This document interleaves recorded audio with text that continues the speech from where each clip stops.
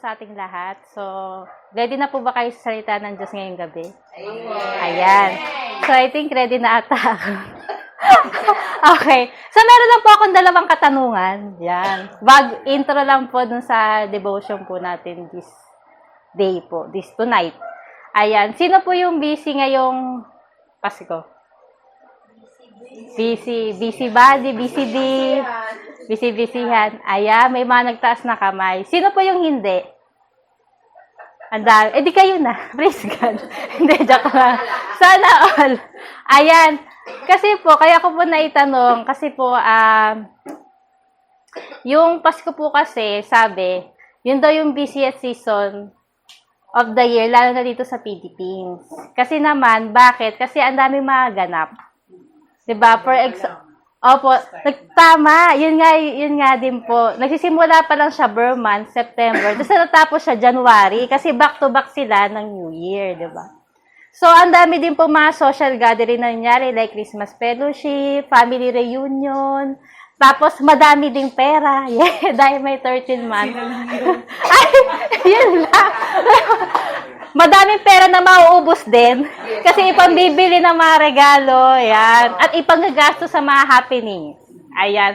So, agree po ba kayo na madami nangyayari talaga sa buwan ng December? So, yun. So, yun po yung una kong tanong. So, masasabi natin na madaming abala sa atin ngayong Pasko. Ayan. Pangalawa ko naman po ang tanong, sino naman dito yung meron siyang gustong magregalo sa kanya ngayong Pasko? Regalo po. Gusto mo makatanggap ng regalo ngayong Pasko. Ayan, gusto ni Juliana. Gusto din ni Jonah. Gusto din ni Kit. Ayan. Yan, magandang sagot yan. Mahirap kasing mag-assume. Tama naman, mahirap mag-assume. Sana may hipuin na lang si Lord. So, in short, gusto natin na may magregalo sa atin. O may matatanggap tayong regalo. So, kung pagsasamahin ko, pagiging abala ngayong Pasko, plus regalo na matatanggap ngayong Pasko, yan po ang pag-uusapan natin. Kaya ito po yung ating title. Yan. Yan. Pwedeng pakibasa po natin sabay-sabay. 1, 2, 3, go. Ang kailangan mong regalo sa abalang Pasko. Alam nyo ba na si Lord may regalo sa'yo? At na-receive natin yon nung nagpasko, dahil sa Pasko. Ayun po yung pag-uusapan natin. Ano yung regalo na binigay ni Lord sa atin na sakto sa pagiging busy natin ngayong Pasko. So, yun po yung pag-uusapan natin. Kaya po, ito po yung ating key verse. Ayan, basahin ko lang po. Isaiah 9 verse 6, sabi dyan, "For to us a child is born, to us a son is given, and the government will be on his shoulders, and he will be called Wonderful Counselor, Mighty God, Everlasting Father, Prince of Peace." Ayan. So, dahil po dyan, tayo po muna ay manalangin. Yes, Panginoon Jesus, nagpapasalamat po kami, Panginoon, sa binigay mo pong mensahe. Ang panalangin ko po ay ma-deliver ko po ito na naiintindihan po naming lahat, Panginoon. And yung application niya po, Panginoon, ay amin po nawang ma-realize din po, Panginoon. Bigyan niyo po ako ng wisdom, Panginoon, sa topic na ito, Panginoon. And makarelate po nawa po ang lahat, Panginoon, na makakarinig. Busy man po sila o hindi busy, Panginoon, dahil busy man o hindi, may regalo ka po sa bawat isa po sa amin. Salamat po sa pangalan ni Jesus. Amen. So, yung regalo na binigay ni Lord, 4 siya. O, di ba, natural completion? 4. So, yun po. So, magsisimula po. Bali yung regalo na yun din actually yung mga parang katangian ng Diyos. Kasi naman, kung hindi naman siya pinanganak, hindi naman magkakaroon ng mga katangian niya, di ba? So, kaya nga, simula na po ako sa una, ano ba yung regalo ni Lord ngayon sa'yo sa kabalahan mo ngayong Pasko? Number 1, Wonderful Counselor si Lord. Di ba, minsan sa dami mga ginagawa natin, yung parang hindi na natin alam kung ano yung unahin. Hindi mo na alam paano mo nga gagawin kasi, parang ang dami-dami. Pinapaalala dyan na si Lord, siya yung magka-counsel sa'yo. Siya yung magtuturo sa'yo kung ano yung gagawin. Halimbawa, kunyari, gusto mo magregalo, hindi kayo close nung re-regaluhan mo. Di ba parang hirap ang regalo? Pero gusto mo kasi siya i-appreciate. Yung ganon. So, parang bibigyan ka ni Lord ng wisdom, di magtanong ka dun sa close niya. Para malaman mo kung ano yung bagay na regalo sa kanya. So, parang ganon. So, yun po yung wonderful counselor. Kinunik ko lang sa sama nangyari ngayong Pasko para mas dama natin. Ayun. So, kung palalalimin ko pa, kasi po, wonderful counselor natin, di ba binigay ni Lord, niregalo niya yung Holy Spirit sa atin. So, binibigyan tayo, di ba, ng Holy Spirit ng discernment tsaka ng conviction. So, ano po bang pinagkaiba ng dalawa na yun? Sa intindi ko, pag discernment, yung nalalaman mo kung ano yung tama yung at mali. Conviction naman, mas nalaman mo na yung tama, binibigyan ka ng desire para gawin mo na yun. Yun yung conviction. So, yung Holy Spirit yung nagbibigay, no? So, yun yung regalo ng Diyos sa atin. Na yun yung ating wonderful counselor na nagtuturo sa atin, lampas na to sa Pasko, kundi sa pang-araw-araw nating buhay bilang Christian. So, kaya yan, tandaan po natin, pag hindi mo alam ang gagawin, siya ang iyong wonderful counselor. So, praise God. Ngayon naman, okay, dako naman tayo sa pangalawa. Ito, alam mo na, may wisdom ka na. Ngayon, siyempre, kahit alam mo na, pwede ka ma-overwhelm pa rin kasi ang dami. Kaya ang dami. Busy ka nga, di ba? Kaya mo kaya? Yan ang sasagutin ng pangalawang regalo ng Diyos. Kakayanin mo ba? Kaya ito yung susunod. Ayan. Kaya niyo mo din? Kaya ba? Kaya ba ito? Kaya mo nga. Kaya. Ayan. So, mighty God. Yan yung binigay na ni Lord na regalo. Ano ba ibig sabihin po ng mighty God? Di ba makapangyarihang Diyos? Nakapangyayari sa lahat. Siya yung may kaya ng lahat. So, parang sinasabi dyan, kung sa tingin mo imposible sa'yo, ay, hindi yan totoo. Walang imposible kay Lord. Pwede imposible siya na nakikita mo kasi pwedeng, hindi mo kasi nakikita yung gift na meron ka. For example, magli-lead ka kunyari na activity, kahit gaano man yung kaliit o kalaki, di ba parang nakakakaba siya, na parang, Lord, kaya ko ba to? Ganyan. Pero sinasabi ni Lord na pag siya kasi ang naglagay sa'yo, parang kahit hindi piling mo, hindi mo kaya, makakaya mo na. Yung parang ganon. So, pinapaalala ni Lord, ako yung makapangyarihang Diyos, makakaya mo. And, hindi lang naman, ikaw lang, pwede naman hindi lang ikaw gumawa, pwede magpadala din siya ng mga tao na tutulong sa'yo, na magawa yon.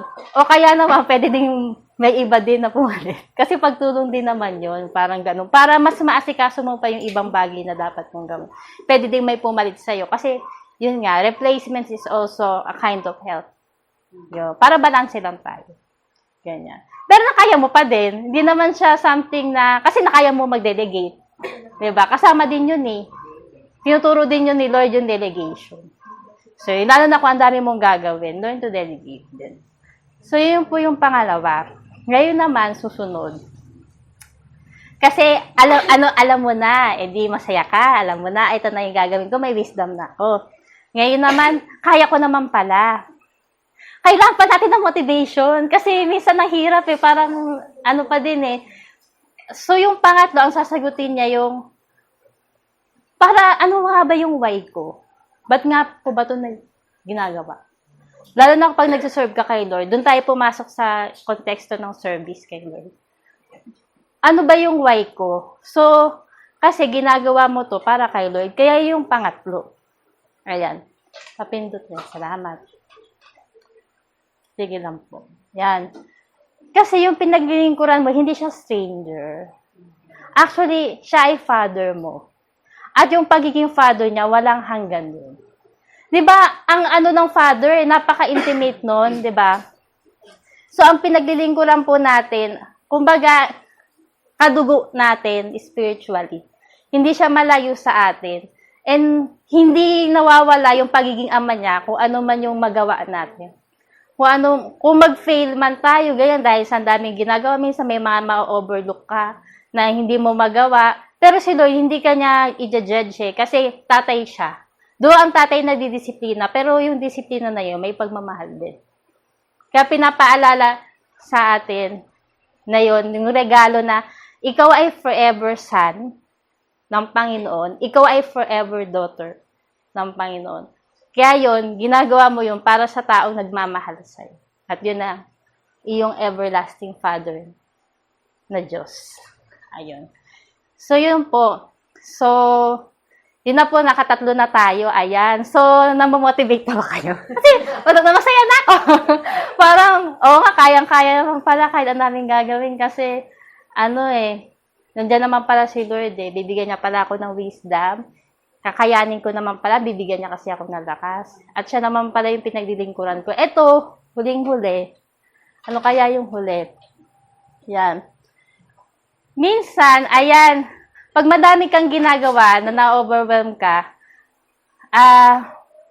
kailangan natin ng kapayapaan. 'Di ba? So, yun. So, makakalapit tayo sa Lord kasi siya din, yung regalo niya siya yung kapayapaan, siya yung prinsipe ng kapayapaan. So, minsan mapapansin natin, halimbawa, bukas na yung gagawin mo, ganyan, hindi ka makatulog. Pero kapag humika na kay Lord ng tulong, ganyan, bibigyan kayo ng kapayapaan na hindi kaya ma-explain ng mundo. Na siya lang yung makakapagbigay nun. Di ba sabi nga sa Philippians 4 verse 8, "And the peace of God that transcends all understanding." So, yun, kaya, yun yung tingin kong kulang eh. Kapayapaan kasi, lalo na sa mundo, uso ang panic attack. Diba? Uso ang mga mental health disorder. Ganyan, na-associated ng Christmas rush. Ganyan. Pinapaalala na, wait lang, you can rest sa kapayapaang ibibigay ko sa'yo. So, napaka-balanse ni Lord. Bibigyan ka niya ng mga kakayahan para magawa mo, pero makakapagpahinga ka din sa kapayapaan na ibibigay niya sa'yo dahil alam niya na kailangan mo yun. Ayun. So, yun. So, bago po ako dumating sa conclusion, i-wrap up ko lang. So, una, ano po yung una? Kapag hindi mo alam ang gagawin mo, wala na dyan yung pinaka-wrap up. Meron kang wonderful counselor. Pangalawa, kapag hindi mo kaya ang gagawin mo, meron kang mighty God. Para kanino mo siya ginagawa? Dahil kay everlasting Father mo kasi siya. At huling-huli, kapag na-overwhelm ka na, kailangan mo syempre ng peace na nanggagaling sa Prince of Peace. So, yun po, maikli lang po talaga yung devotion ko. So, dako na po tayo sa pinaka-conclusion. Ayan. So, pwede bang basahin natin yung conclusion sabay-sabay? 1, 2, 3. Dami ng gagawin mo ngayong Pasko. Jesus ang sagot. Karunungan mo, akas mo, ama mo, at kapayapaan mo. Lahat siya na ang regalo. Si Jesus ang the best Christmas gift sa'yo. So, sinasabi po dyan na wag ka na maghanap ng ibang regalo kasi nasa puso mo na siya. Nandun na yung regalo na tinagam mo si Lord sa puso mo. So, yun lamang po yung devotion ko po. Ayun, I hope na-encourage tayo ni Lord. Let's pray po. Pang-Diyos, nagpapasalamat po kami, Lord, dahil kayo po, Panginoon, ang nangusap po sa amin sa gabing ito. Salamat, Panginoon, dahil po pinaalala nyo kung sino kayo sa amin, Panginoon. Naniniwala ako na yung 4 na katangian mo, na regalo mo din sa amin. Lahat kami, Panginoon, may mga kanya-kanya kami, na-touch yung mga heart namin. May kanya-kanya nga kami mga paborito dun sa 4 na yun. Kaya we pray, Panginoon, na ngayong Pasko, at hindi lang ngayong Pasko, Panginoon, kundi sa everyday life namin, Panginoon. Lagi namin maalala, Panginoon, yung special na katangian mo para sa amin, Panginoon. Kaya abutin niyo po kami, Panginoon, and kami din ay magpaabot, Panginoon, sa iyo, Panginoon. Salamat, Lord, sa regalo mo, sa 4 na regalo mo. And ito po aming tinatanggap, Panginoon, at nawa po i-remind kami palagi at marekindle to sa heart namin palagi, Panginoon. Lalo na po ngayong Pasko, Panginoon. Para masalo pa namin ma-appreciate ang tunay na kahulugan ng Pasko, Panginoon, yung ikaw ay sinilang, Panginoon, para po sa amin at namatay para po sa amin, Panginoon. Salamat sa pangalan ni Jesus. Amen. Praise God. So, dahil maikli lang siya, may nilagay po ako dyan na sharing. Okay lang po ba? So, ito po yung sharing po natin. So, sa 4 na nabanggit, yan po yung kanina, Wonderful Counselor, Mighty God, Everlasting Father, Prince of Peace. Ano po yung pinaka-favorite mo?